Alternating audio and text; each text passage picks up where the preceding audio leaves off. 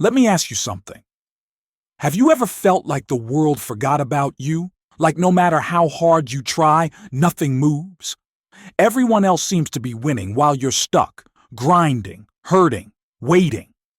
If you're nodding, if your heart feels heavy, if your shoulders are tired from carrying weight no one sees, I want you to listen closely. Because this isn't just another motivational talk. This is a reminder of what you're made of. Let's go back to a true story.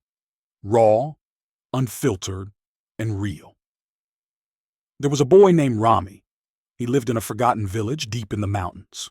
No internet, no electricity at night, no phone, and no hope. Or so people thought. His father was a farmer. His mother wove clothes by hand. Life was simple but painfully hard. Rami had one pair of shoes. He wore them until holes opened under his toes. Every morning he walked 5 kilometers barefoot to school, not because he loved school, but because he refused to be average. People mocked him. They said, "You're poor. You're from nowhere. You'll be nothing." And maybe he was poor, but he wasn't empty. His soul was full of fire. Every night while others slept, he sat under an oil lamp with torn books, studying every word like it was gold. Not for marks, not to impress anyone, but because he knew knowledge was power. And he wanted out. Out of that village, out of that life, out of that box the world shoved him into. He had a dream. Not a clear one, not a fancy one, but a feeling. A burning knowing inside his chest that life was bigger than what he could see. By 16, Rami had taught himself English from a used dictionary. By 17, he had applied to a scholarship program, the first from his village to ever try. Everyone laughed. "Do you think you're smarter than us? Don't embarrass us with your failure. Stay where you belong." He applied anyway, and he failed. He failed again and again, 3 times in a row, rejection after rejection. Most people would quit. But Rami, he got better. He studied harder, wrote cleaner essays, fixed his accent, polished his knowledge, and on his 4th attempt, he got in. He left the village with a small bag and a big heart, and arrived in a new world. Now he was in the city, among the wealthy, the confident, the well-spoken.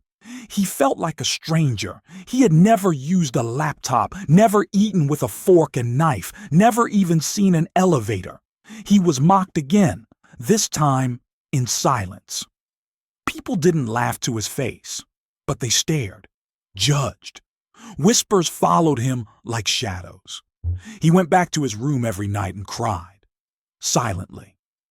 Then he'd wipe his face and study. When others went to parties, he went to libraries. When others bought clothes, he saved for books. When others slept, he wrote, it wasn't talent that separated him, it was obsession.